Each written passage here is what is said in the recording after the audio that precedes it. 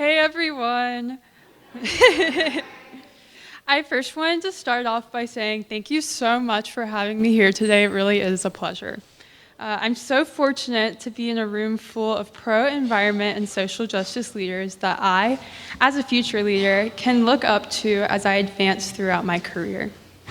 As a young college student, I am truly inspired by each and every one of you. Protecting and conserving the environment has always been of the utmost importance in my life, especially growing up in the mountains of North Carolina.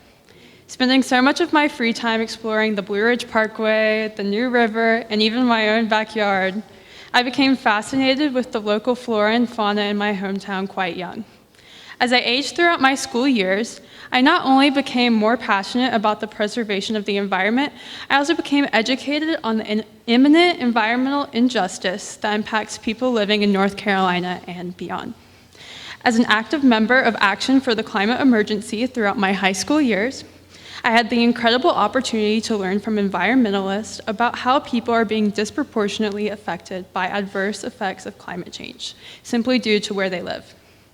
How there is a lack of state and federal laws that could easily provide much needed protection from extreme weather, temperature fluctuations, and pollution that is not even the fault of the people who are experiencing these detrimental conditions the most.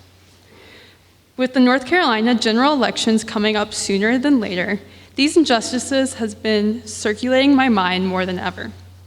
It is crucial that we as environmentalists stand together to fight for the protection of our waters, our land, our planet, that are not only for the North Carolinians, but for people across the country and the world.